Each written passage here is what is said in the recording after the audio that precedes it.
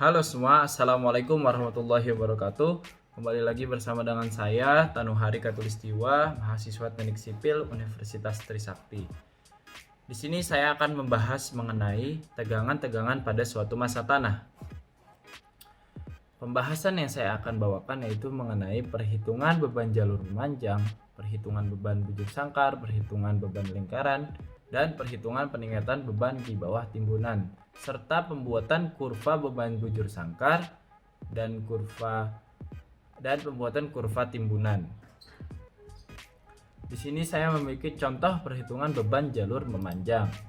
Di sini saya memiliki Q sebesar 2150 kN per meter dan A itu luas daripada fondasi jalur memanjang ini yaitu B dikali dengan L, yaitu B-nya adalah 4 dan L-nya diambil untuk per meter, maka kita asumsikan adalah 1 meter, maka sama dengan hasilnya adalah 4 meter kuadrat. Selanjutnya Q kecil adalah sama dengan Q besar. Kita menghitung Q kecil adalah Q besar dibagi dengan A ditambah dengan WF dibagi dengan A lagi. Q besarnya itu sebesar 2150 dibagi dengan A-nya 4 meter ditambah dengan luas daripada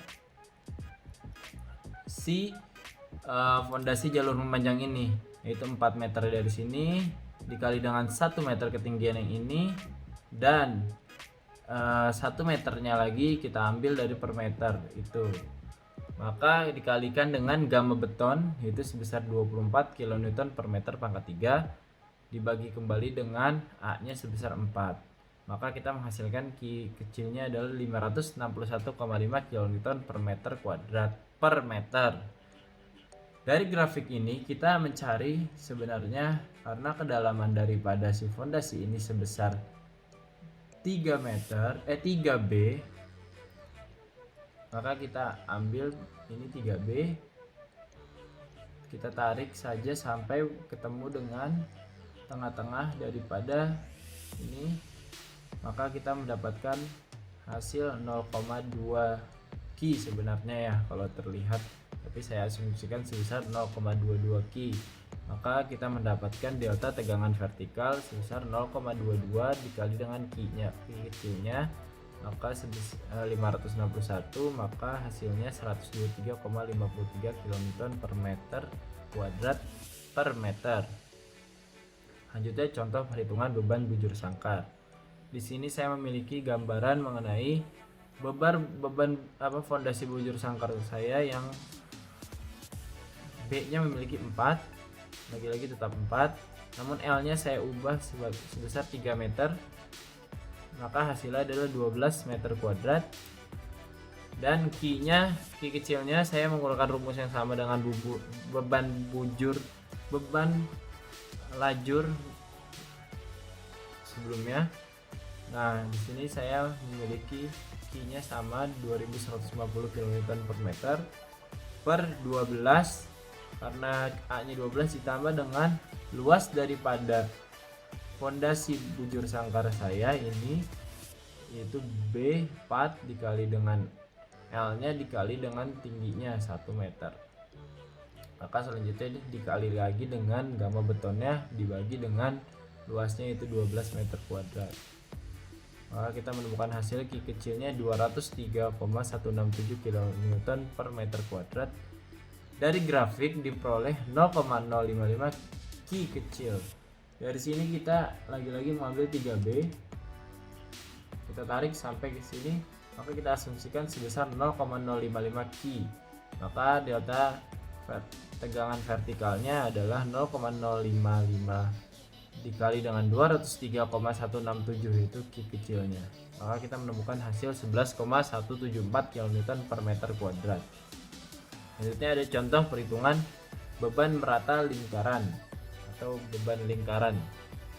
Kita memiliki sebuah tangki berdiameter 4 meter dengan Q sebesar 100, Q-nya 140 kN per meter, maka kita disuruh menghitung mengenai tambahan tegangan di bawah pusat tangki kedalaman 3 meter yaitu di titik A, tambahan tegangan di bawah tepi tangki 4 meter di tepi tangki 94 meter dan tambahan tegangan sejarak 6 meter dari pusat tangki dengan kedalaman 4 meter juga di titik C. Maka untuk di titik A yang ditanyakan tadi, tambahan tegangan di pusat tangki kedalaman 3 meter. Ini berada di pusat tangki dengan Z sebesar 3 meter, R yaitu jari-jarinya, yaitu tadi kita memiliki diameter 4 meter dibagi dua karena diameter itu 2 kali jari-jari. Kalau kita bagi 2, hasilnya adalah 2 untuk jari-jarinya. Untuk X-nya mengapa 0? Karena X itu sendiri merupakan jarak dari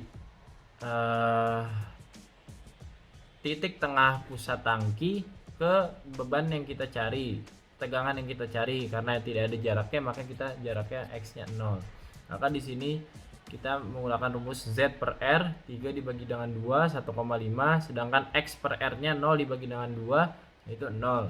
Maka dari grafik ini kurva untuk lingkaran kita ambil sebesar 1,5 untuk Z per R nya, kita tarik sampai ketemu dengan lengkungan yang 0. Karena lengkungan yang 0 ini bisa dikatakan ini adalah X per R. Ini sudah kita lihat, maka ini sebenarnya untuk penglihatan mata kita bisa melihat bahwa ini adalah 45%. Ini satuannya adalah persen I-nya untuk I-nya. Maka untuk delta tegangan Z-nya sama dengan Q dikali dengan I sama dengan 140.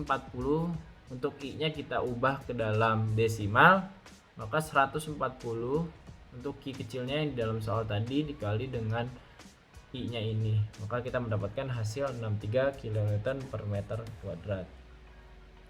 Untuk di titik B, kita menghitung perbedaannya adalah kita memiliki X-nya 2. Mengapa? Dikarenakan kita berada di tepi daripada tangki, sedangkan karena tepi tangki itu adalah berjarak 2 meter, maka X-nya adalah 2 meter. Maka Z per R itu sama yang seperti tadi, Z-nya adalah untuk kedalamannya juga pun berbeda sebenarnya. Itu kedalamannya kita diharuskan kedalaman 4, maka 4 dibagi dengan jari-jarinya adalah sama dengan 2, sedangkan untuk X-nya dibagi dengan jari-jarinya sama dengan 1. Maka dari grafik kita bisa lihat di sini untuk menemukan I-nya kita menarik garis 2 untuk Z per R-nya sampai ketemu dengan lengkungan yang 1. Maka kita dari situ kita sudah ketemu, kita tarik ke atas, maka kita mendapatkan I-nya yaitu 20%. Sini kita mendapatkan 20. Maka delta tegangan Z-nya itu 140 dikali 0,2. Karena 20 lagi-lagi 20%-nya kita menjadikan desimal, maka hasilnya ada 28 kN per meter kuadrat. Selanjutnya kita di titik C. Untuk di titik C, Z-nya lagi-lagi 4 meter, namun X-nya karena tadi sejarak 6 meter dari pusat, maka X-nya adalah 6, maka Z per R-nya adalah 4 dibagi dengan 2, itu 2 sama dengan 2. Untuk X-nya dibagi dengan R-nya, 6 dibagi 2 sama dengan 3. Maka kita ambil lagi dari grafik, kita tarik, ketemu dengan yang lengkungan 3 ini, kita tarik ke atas, maka kita mendapatkan sekitar 2,2 ya, karena di sini adalah 2,5, maka di sini sekitar range-nya dari 2 sampai 2,5, maka saya mengambil 2,2%. Maka ini adalah kita jadikan kembali lagi desimal, maka desimalnya ada 0,022. 140 dikali 0,022, maka hasilnya adalah 3,08. Untuk contoh perhitungan peningkatan tegangan di bawah timbunan. Di sini kita memiliki sebuah timbunan yang memiliki gamma tanah. Kita memiliki gamma tanah itu sebesar 18,6 kN per meter pangkat 3 dengan H ini adalah H-nya sebesar 4 meter, maka Q adalah gamma tanah dikali dengan H-nya. Maka 4 dikali dengan 18,6. Hasilnya adalah untuk Q kecilnya 74,4 kilonewton per meter kuadrat. Untuk B1 nya saya ambil B1 ini 7 meter dan B2 nya 4 meter dengan kedalaman Z nya adalah Z nih kedalaman sebesar 8 meter. Maka B1 nya adalah 7 dibagi dengan 8 itu hasilnya 0,875. Sedangkan untuk B2 per Z nya adalah 4 dibagi dengan 8 0,5. Dari kurva kita mendapatkan, kita tarik bahwa di sini adalah untuk maksudnya di sini adalah untuk B1 per Z nya dan untuk lengkungan ini adalah B2 per Z. Nah, saya tarik ke atas ini 0,875 sekitar ada berada di sini. Ya, di sini kita tarik ke atas sampai ketemu dengan kurva lengkungan yang 0,5 maksud saya ketemu dengan 0,5. Pas setelah 0,5 itu ketemu, kita tarik tegak lurusnya ke samping adalah hasilnya 0,39. Maka untuk delta tegangan Z nya kita ketemu IZ nya ini adalah IZ 0,39, kita ketemu delta tegangan Z nya sama dengan IZ dikali Q kecil tadi yang kita sudah hitung sebelumnya. Maka 0,39 dikali 74,4, maka hasilnya adalah 29,016 kN per meter kuadrat. Oke, selanjutnya saya akan menjelaskan mengenai untuk perhitungan untuk pergambaran daripada kita dapatkan grafik beban terpusat untuk beban persegi atau bujur sangkar.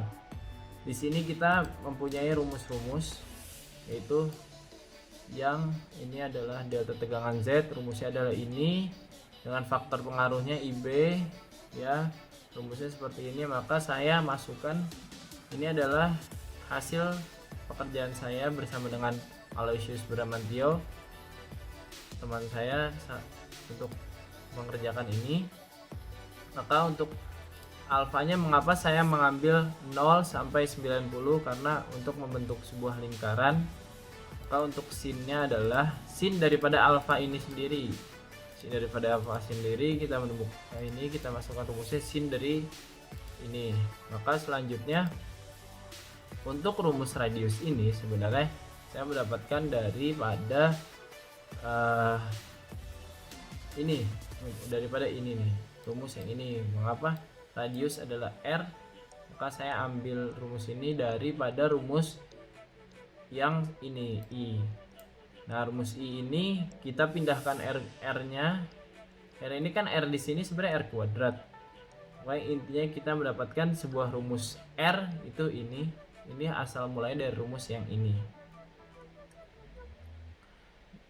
Nah, untuk yang radiusnya itu ini kita bisa lihat Excelnya seperti ini ya.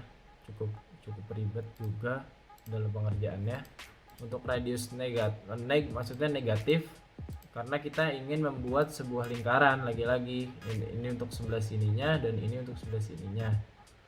Setelah itu untuk kedalamannya kita memiliki rumus, itu kedalamannya kita mengalihkan daripada hasil daripada, sebenarnya kita mencari dulu untuk apa nih namanya, yang di kedalaman 90 derajat atau 9 itu kita mendapatkan dengan rumus daripada Z ini. Z sama dengan ini, yaitu akar daripada 3/2V dikali I0. I0 nya apa sih sebenarnya? Jadi karena kita di sini memiliki sudah ada bentukan daripada ini, saya menganggap bahwa faktor pengaruhnya itu adalah daripada lengkungan-lengkungan yang ada di sini. Maka saya memasukkan faktor I0 nya itu adalah 0,02. Maka membentuklah seperti lengkungan di sini. Maka saya masuk ke dalam rumus yang ini. Setelah itu saya untuk mencari kedalaman-kedalaman yang lainnya, saya menggunakan hasil daripada sinnya dikali dengan hasil daripada perhitungan yang tadi, yang Z yang Z di 90. Maka saya di sini ingin membuktikan bahwa pekerjaan saya ini mungkin bisa dibilang mendekatilah dengan hasil yang ini, isobar ini. Kalau untuk yang ini bisa dibilang, kita bisa lihat ini adalah yang bagian 0,02 nya. Jika kita ganti misalnya 0,04 ya, sini saya sebenarnya sudah memiliki 0,04. Misalnya yang belum ada di sini, ini faktor pengaruhnya 0, ini 0,04. Untuk membuat untuk membuat lingkaran ini kita tinggal menggunakan select data aja. Select data. Di sini kita add kurvanya. Untuk yang X-nya adalah yang ini. Itu yang X-nya, dan yang Y-nya adalah ini.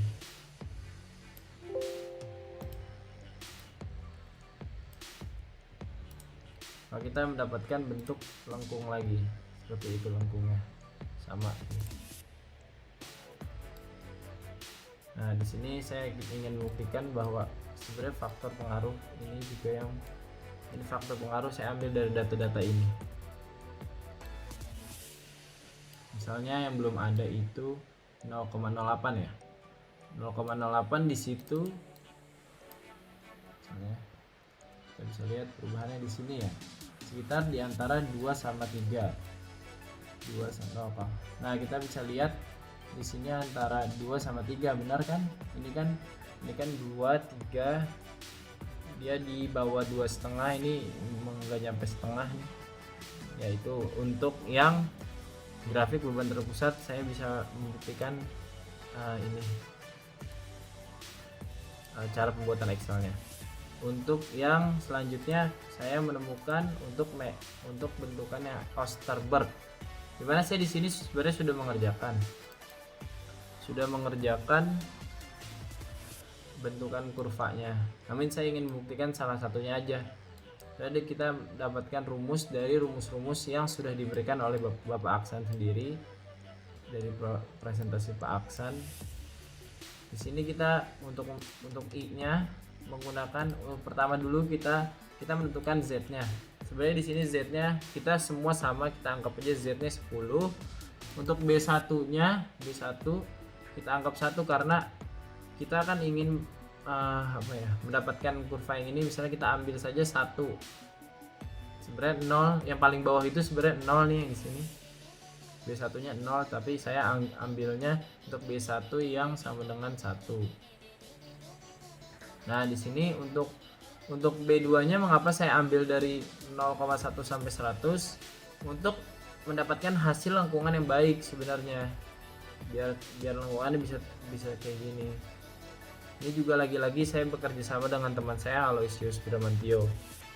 Maka di sini saya masukkan rumusnya adalah B2 per Z. Oh iya, sebelumnya untuk rumus betanya itu sebenarnya kan kita di sini bisa tahu arkus tangan daripada B1 dibagi dengan Z. Kita bisa mendapatkan hasilnya ini. Untuk B2-nya tinggal kita masukkan B2 ini dibagi dengan Z-nya. Maka kita tahu 0,1 dibagi dengan 10 maka 0,01. Kita kan kalau di Excel lebih mudah ya menghitungnya. Tinggal kita gini aja. Setelah itu untuk alfanya sendiri kan sebenarnya di sini kita memiliki alfa ditambah beta. Alfa ditambah beta adalah arkus tangan B1 ditambah B2 per Z. Maka untuk menemukan alfanya kita tinggal mengurangi ini arkus tangan B1 tambah B2 per Z ini dikurangi dengan betanya. Maka kita mendapatkan Excel yang ini seperti ini. Ya, kita tinggal mengurangi aja sebenarnya. Kita pinter-pinter aja memasukkan angkanya. Nah, di sini kita bisa lihat di sini kan ada yang biru B1 ditambah dengan B2 yang merah, ditambah lagi dibagi dengan yang ungu Z, dikurang dengan beta yang kita cari tadi. Nggak usah kita masukkan dalam rumus ini lagi karena kita sudah mencari beta sebelumnya. Nah, kita tarik lagi, ini sudah terhitung semua. Setelah itu untuk yang I-nya kita memasukkan rumus ini aja nih. Ya, bisa kita lihat ini rumusnya 1 per V di dalam kurung B1 ditambah B2, ini B2 ditambah B1, ini kebalik aja, B2 tambah B1 dibagi dengan B2 ya, dikali dengan alfa ditambah beta dikurang dengan B1 per B2 dikali dengan beta, maka kita mendapatkan I nya. Kita tarik, set, selesai. Setelah itu kita tinggal membentuk